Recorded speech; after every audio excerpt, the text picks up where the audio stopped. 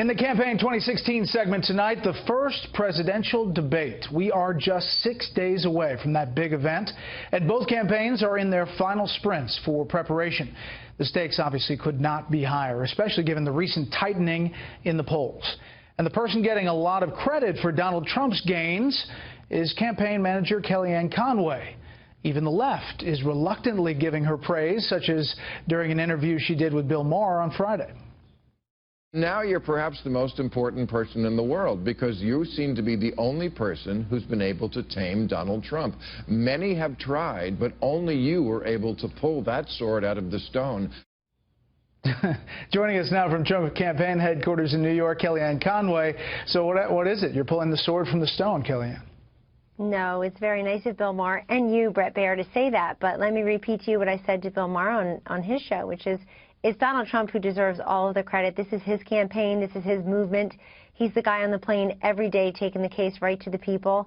And I walk into Trump Tower every day, and I know that this man was very successful a long time before I arrived. And I think that good leaders just need people around them who provide an environment to let them be themselves. And I'm so glad that so much of America can certainly see the tough-minded, strong leader, future President Donald Trump, and I'm so glad so many of them can also see the very generous, very funny, very empathetic Donald Trump out there on the stump. You saw him with Jimmy Fallon, Dr. Oz earlier in the week. You see him giving very tough-minded, very tough policy prescriptions just this week in Florida, yesterday, North Carolina, today, Bret, on national security, saying immigration security is national security, laying out specific plans. So we're really happy that the response that we get from the electorate. Frankly, we're very happy with these tightening polls. My counterpart, Democratic campaign manager for Hillary Clinton, upped our chances of winning all the way to 40%, giving us some love yesterday.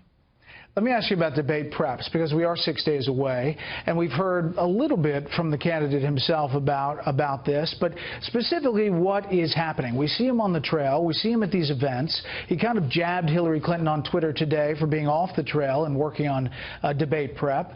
What is he doing specifically? He's doing many things. I mean, he prepares all of the time because he's a very brilliant businessman who's always taking in different pieces of information, weighing consequences and options. You saw him in the Commander-in-Chief Forum 2 weeks ago, Bret, where in all the post-forum polling, he clearly won. According to NBC's own polling, other polls, independent polls, said that he won that forum. And why? Well, because I think that his answers are very concise and confident. He gave answers to all the questions Matt Lauer asked him. He got 16 questions or 13 questions or so. Hillary Clinton received 7 because her answers are so lengthy, so lawyerly. We're not even sure if she's answered the question when she's done or what in the world she's apologizing for or explaining away. So I think the Commander-in-Chief Forum was a very good preview for what you're seeing. But Mr. Trump takes the debate very seriously, and he's preparing in his own way, as are we all. You know, he was on this show last night, and he told Bill that the moderators and the debate process is, quote, an unfair system. I mean, is he trying to work the refs here?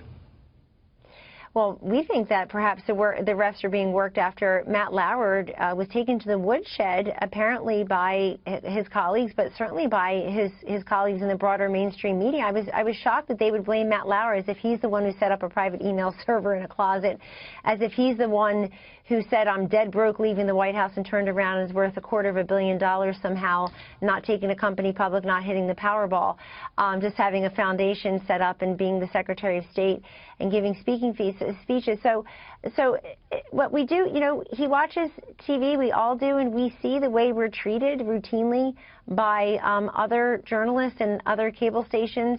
We read the lower third, we read the chyrons. I mean, you had CNN yesterday, somebody inserted the word racial based on his interview with Bill O'Reilly, where he never said the word. Let's just insert it there for ratings and good measure.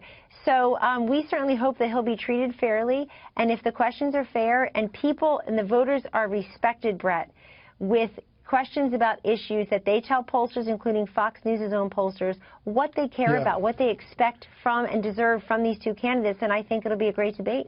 Yeah, hopefully a lot of policy. We'll see. The Washington Post has a story in which it says, quote, Donald Trump spent more than $250,000 from his charitable foundation to settle lawsuits that involve the billionaire's for-profit businesses, according to interviews and a review of legal documents. It goes on from tax records to detail exactly what those payments were. What is the reaction to this story and the specific allegation that this may have been illegal? Right. So in the second paragraph of that story, Brett, you'll notice that the journalist does say may have, and later on says the IRS or the authorities may look into it.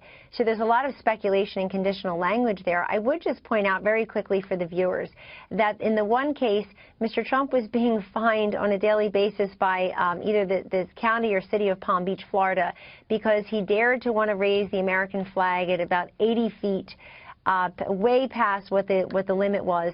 So he was penalized for that, and the city settled and said, gee, if you just write a check for $100,000 to a veterans charity, which got that money from the foundation, then the lawsuit will go away. So let's make very clear to the viewers, a veterans charity received $100,000 because of that, and I'm sure that they benefited from it. And I want to make clear, because this is in direct contrast to the Clinton Foundation, there's no one in the Trump family, including Mr. Trump, who takes a salary or benefits from the Trump Foundation. There's no permanent staff. There's no overhead. And that foundation for years, for decades, for many, many years, the only donor was Mr. Donald J. Trump. So others have contributed now, as they do. So I just want people to have the facts. Yeah, we appreciate you addressing it. Thank you, as always, for coming on.